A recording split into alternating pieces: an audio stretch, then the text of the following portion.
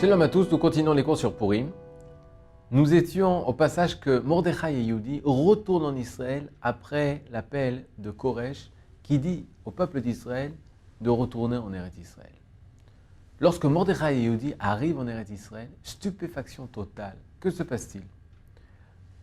Je vais vous lire exactement ce qui s'est passé, de façon à ce que vous compreniez de quoi on parle.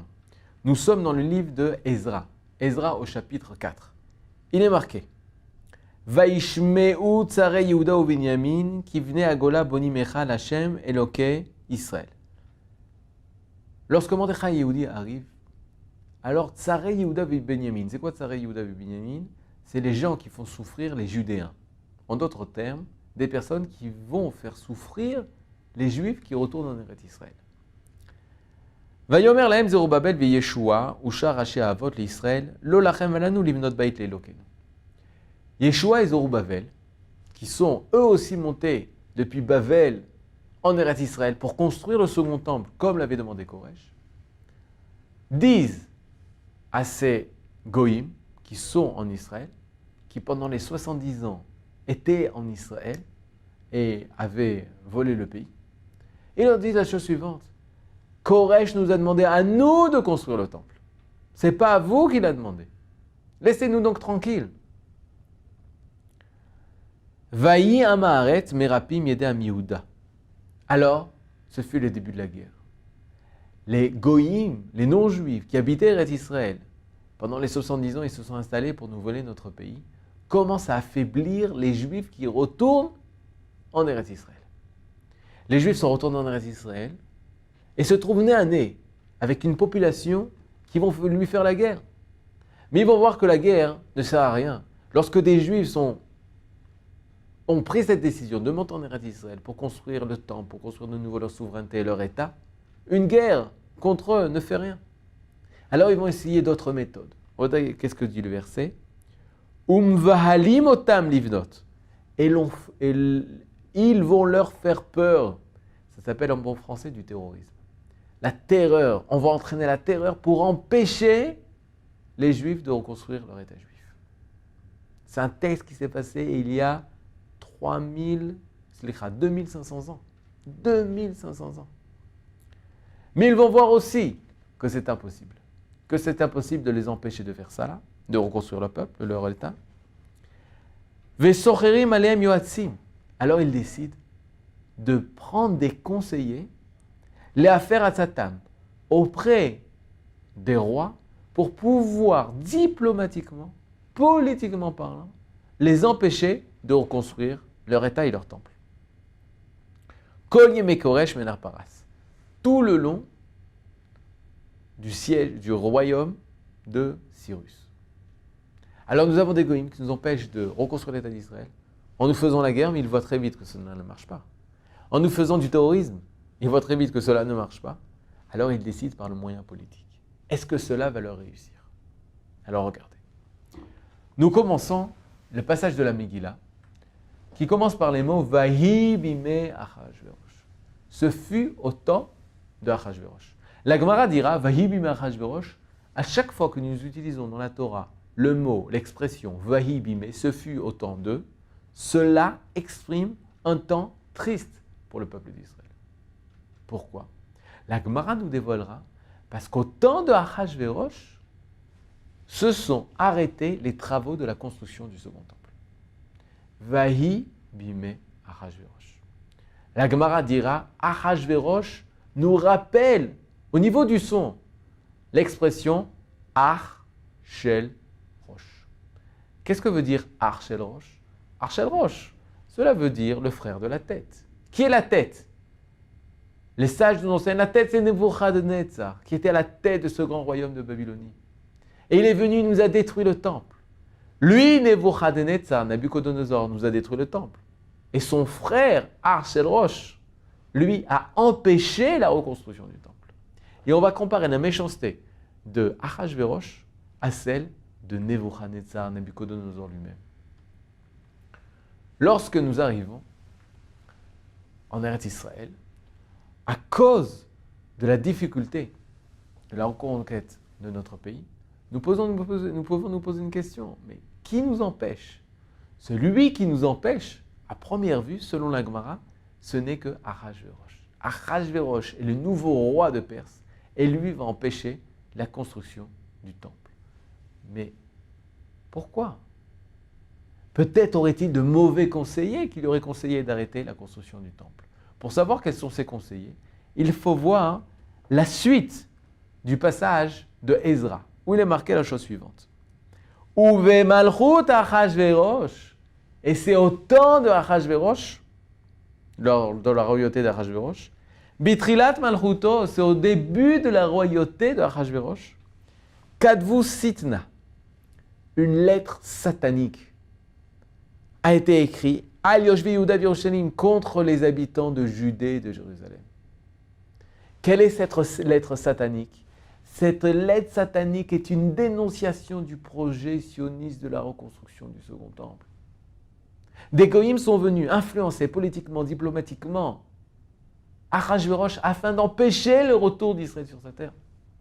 Et c'est à ce moment-là que tout se passe. Rashi, en quelques mots, va nous dévoiler tout le secret.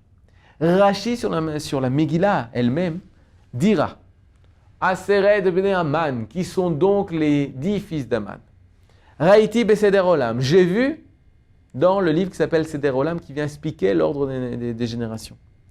Elou asara shekadvu sitna al Yehuda v'Yerushalayim, ce sont eux, les 10 fils d'Aman, qui ont écrit une lettre de satanisation contre les habitants de Judée et de Jérusalem.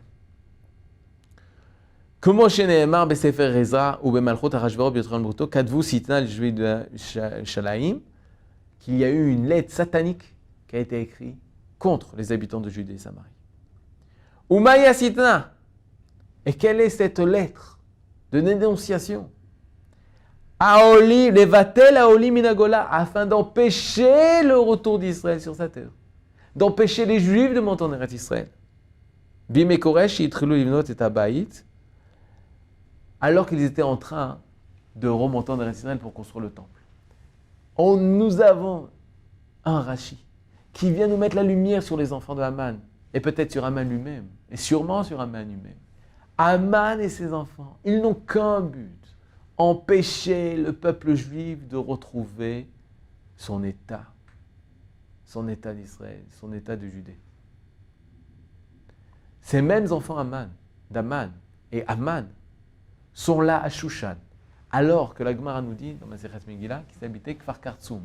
Kfar Kartsum, c'est un kfar, c'est un village druze dans le nord d'Israël. Aujourd'hui, c'est un village druze. À l'époque, on disait que c'était des Shomronim, c'était des Samaritains. Et Haman, en voyant les Juifs qui quittent Babel pour retourner à Jérusalem et y reconstruire le temple, décide de lui et ses enfants de partir au centre de la politique internationale, qui est le royaume de Ahasverosh, et là-bas, influencer de l'intérieur, de façon à pouvoir nous empêcher de revivre, de renaître, de connaître une renaissance nationale. À ce moment-là, les mots « Vahi bimei Ahasverosh » fut au temps d'Ahasverosh, on comprend exactement de quoi on parle. On parle d'une situation où le peuple d'Israël, rappelé à retourner en Eretz Israël, se trouve face à face à une force du mal, Haman et ses 10 enfants, qui eux sont là, dans le seul but de nous empêcher de redevenir un peuple. La Megillah continuera dans les mots suivants. Il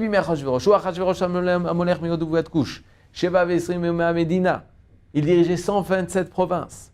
Bayamim ahem, ce fut dans ces jours-là, que Shevet Amelech Achashverosh al Kisei Malchuto Asher B'Shushan Abira, lorsque le roi Keshevet, cela veut dire lorsqu'il s'est installé sur son trône, Bishnat Shalosh le Molcho Asamishte, la 3e année de son règne, il fit un festin. Et là, la Gemara se pose une question. Comment se fait-il que le verset, dans la Megillah, au 2e verset de la Megillah, il est marqué, lorsqu'il s'est installé sur son trône, la 3e année de son règne? C'est logique. Comment peut-on s'installer sur le trône la 3e année de son règne? On s'installe sur le trône la 1re année. Lorsqu'on s'installe sur le trône, alors c'est la 1re année du règne. Qu'est-ce que ça veut dire? Lorsqu'il s'est installé sur son trône, la 3e année de son règne. Le traité de Megillah, le Talmud Maseret Megillah, nous dévoilera le secret. Lorsque la Megillah dit Keshevet, lorsqu'il s'est installé, il ne faut pas penser lorsqu'il s'est installé physiquement. Et la Keshevet dira la Gemara Shinichi Ashva Da'ato. Lorsque son esprit s'est installé, lorsque l'esprit de Achashverosh fut calmé, lorsque l'esprit de Achashverosh fut apaisé. Et la Gemara se pose la question, mais pourquoi devait-il être apaisé? Quels étaient les soucis de Achashverosh? La réponse de la Gemara sont très importantes au niveau de leur poids par rapport à la suite des événements de Purim. La Gemara nous dit Achashverosh n'a été rassuré qu'au bout de ces 3 ans, après le début de son règne. C'est seulement au bout de 3 ans qu'il est rassuré. Rassuré de quoi? Dites-nous. La Gemara nous dit, mais c'est très simple. Achashverosh a fait le compte des 70 ans donnés par Yirmiyahu. Tout le monde savait qu'au bout de 70 ans, le peuple d'Israël devait retourner sur sa terre. La question était de savoir, est-ce que le peuple d'Israël allait réussir son retour sur son pays natal? Allait réussir son retour en Israël, sa construction du second temple? Achashverosh avait fait ses comptes. Il avait trouvé que les 70 ans étaient passés. Et lorsque les 70 ans sont passés à ses yeux, cela veut dire que le peuple d'Israël n'a plus aucune chance de retourner en Eretz Israël. Et que fait-il si le peuple d'Israël ne retourne pas en Eretz Israël? Cela veut dire pour lui, de quelle façon il va traduire ça? Que c'est moi le vrai Israël. Le verrou Israël, c'est maintenant le peuple perse. Et moi, j'aurai un Reich pour 1000 ans. La Gemara nous dit, ce même moment où il arrive à faire le compte, il décide de faire un michté, de faire un festin. Mais que va-t-il se passer dans ce festin? Regardez. Afik mane debe migdasha vishtamesh behu. Il a sorti les kélim du Beth Amikdash et il a commencé à les utiliser. Parce que si le peuple d'Israël ne retourne pas sur sa terre, tous les ustensiles du temple, c'est à nous. Parce que nous ferons le nouveau service dans le temple d'Israël. Mais Achashverosh a peur. La peur de Achashverosh est compréhensible. Achashverosh se dit qu'à chaque moment, peut-être le peuple d'Israël fera teshuva et Akadosh Baruch Hu leur pardonnera. Il faut les piéger. Il faut les mettre dans une situation où Akadosh Baruch Hu ne pourra pas leur pardonner. Mais dans quelle situation? Comment faire? Quoi faire pour pouvoir les faire tomber encore plus bas que ce qu'ils ont été? Quand ils sont tombés, ils n'ont rien fait. Non, bien sûr qu'ils n'ont rien fait. Ils ne sont pas retournés en Eretz Israël pour la plupart. Mais il faut essayer d'arriver à les empêcher, à les paralyser pour qu'ils restent ici parmi nous. De quelle façon pourrais-je faire ça? Qu'Akadosh Baruch Hu les condamne à jamais. L'idée de Achashverosh est diaboliquement géniale. Il va tout faire pour faire venir les Juifs de Shushan à ce festin-là. Et alors? En quoi ça sera terrible aux yeux d'Akadosh Baruch Hu? Imaginez-vous, dit Achashverosh. Si le peuple d'Israël vient à ce festin pour festoyer la fin de Jérusalem, la fin d'Israël, et eux-mêmes sont ici en train de fêter, de se réjouir de ça, il est clair qu'Akadosh Baruch Hu ne pourra pas leur pardonner. Quelle idée géniale, dit Haman. Nous allons tout faire pour pouvoir les persuader de venir au festin. On va commencer à inviter, à envoyer des cartons d'invitation à tous les grands d'Israël, le peuple d'Israël, religieux, moins religieux, ceux qui sont à la tête du Sanhédrin, ceux qui ne sont pas. Maintenant, Mordechai Yehudi, qui était à la tête du Sanhédrin, a une idée. Il n'est pas au courant de tout ce piège. Lui, quel est son but? Après avoir vu ce qui se passait en Israël, il était revenu à Shushan pour essayer de convaincre les Juifs de retourner et de monter à Jérusalem. Et il décide de redonner de la force à l'honneur national des Juifs de ce pays. Et l'occasion se présente. Voilà, tout de suite, tu peux rentrer chez le roi, invités dans le royaume du roi, montrant que nous, les Juifs, nous existons. Vas-y, Mordechai, utilise ça comme force, comme tremplin pour redonner de la vigueur, de la force et du courage à ce peuple qui, voici 70 ans, est en plein exil, en pleine galoute. De quelle façon tu pourras redorer le blason du peuple d'Israël? C'est très simple. Nous allons accepter l'invitation, dira Mordechai. Nous allons accepter l'invitation de ce rachat, Achashverosh. Mais nous allons mettre des conditions pour montrer que nous sommes le peuple Israël, seul parmi les nations qui ne se mélangera jamais avec les nations. Am levadad ishkon. Ce peuple unique résidera seul. Ken, monsieur Mordechai, que désirez-vous? Au nom du peuple d'Israël, j'exige que le festin qui nous soit donné que dans des ustensiles qui sont permis au peuple juif, qu'il soit servi des plats strictement cachers par le Badat de Shushan, qu'il y a à l'entrée des nérotes pour les femmes, qu'il y a à l'entrée des stands de téphilines pour les hommes qui n'ont pas mis encore la téphiline, qu'il y a à l'entrée un mikvé dans lequel pourront se tremper toutes personnes qui ne sont pas trempées dans le mikvé dans la journée. Et nous exigeons un endroit tout particulier pour notre peuple sans se mélanger aux autres peuplades qui s'y trouvent. Tout est clair. Mordechai, quel est son but? Nous voulons montrer à ces goïms qui sommes-nous? Nous sommes le peuple juif. Aman Aracha, qui s'occupait aussi de la préparation de ce festin, sourit. Baour qui sourit. Il est clair qu'il doit sourire. Heureux. Il dit bien sûr. Mordechai, tout sera comme vous le désirez. Tout sera caché. Minami adrin, minami adrin. Les téphilines seront là, les stands de kashrut, de nérot de Shabbat seront là, le mikvé, tout ce que vous désirez. Vous n'entendrez pas les femmes chanter, tout ira bien comme vous le désirez. Et là, dans les rues du ghetto de Shushan, les Juifs sont heureux. Nous allons montrer que nous sommes Juifs. Ici, dans un pays étranger, que nous gardons Torah et mitzvot dans un pays étranger, que nous organisons des cours de Torah dans ce pays étranger, et nous allons montrer qui est le véritable peuple d'Israël. Mordechai dit pour superviser toute la cacheroute, décide de rentrer le premier, va au festin. Et là-bas, qu'est-ce qu'il découvre? Il voit au fond des personnes s'attrouper autour de cartons, de boîtes, de caisses entières qu'ils sortent. Et que sort-il de ces caisses? Les ustensiles du temple de Jérusalem. Et là, Mordechai comprend qu'il y a un piège. Comprend que cet endroit est un piège pour le peuple d'Israël.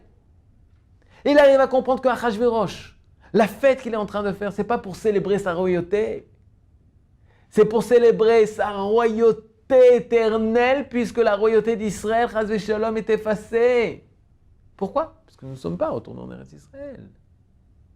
Et il comprend que si nous participons une seule seconde de ce festin, Akadosh Baruch Hu fera tomber sa colère sur le peuple d'Israël. Il arrive à comprendre que Achashverosh est le roi le plus heureux de tous les rois du reste du continent. Parce que ces Juifs sont ici, mais pas là-bas, à Jérusalem.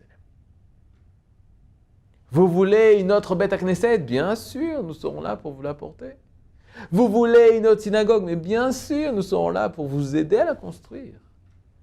Il est très important que les Juifs se sentent bien ici, pour ne pas être là-bas en train de reconstruire l'État d'Israël. Ça, c'est la vision de Achashverosh. Ça, c'est la vision de M. Haman. Et c'est ce que comprend Mordechai Yehudi. Et Mordechai Yehudi se met à la porte du festin. Et crie au fort à tous les Juifs à qui veulent l'entendre. Ne rentrez pas! Ne participez pas au festin, c'est un piège. Et les grands Chachamim, les amis de Mordechai Yehudi, ils disent, mais de quoi tu parles? C'est un kiddush. C'est une sanctification du nom d'Hachem. On va montrer à tous ceux que nous mangeons kasher, que nous sommes différents des autres peuples. Mordechai dit non seulement c'est pas un kiddush Hachem, mais c'est le plus grand chilul Hachem, ce peuple, nous, le peuple d'Israël, qui avons été choisis par Akadosh Baruch Hu, nous participons nous-mêmes à ce festin qui a le seul but de prouver que le peuple éternel, choisi par le Dieu éternel, a fini sa fonction sur la terre, puisqu'il ne réalise plus le projet divin. Personne n'a entendu Mordechai dit. Ils sont tous rentrés. Ne'enu misudato shel oto rasha, dira la Gemara. Ils ont profité du festin de ce roi méchant. À ce moment-là, dit la Gemara, nitraïvu sonen shel Israël klaya. C'est au même moment où le peuple d'Israël s'est rendu coupable d'extermination totale auprès d'Akadosh Baruch Hu. Mordechai dit comprend la situation spirituelle, la situation terrible dans laquelle le peuple d'Israël s'est mis face à Akadosh Baruch Hu, en participant au festin. Et maintenant, il doit tout faire pour emmener et sauver le peuple d'Israël. Que va-t-il faire? Nous le saurons dans le prochain épisode. Shalom.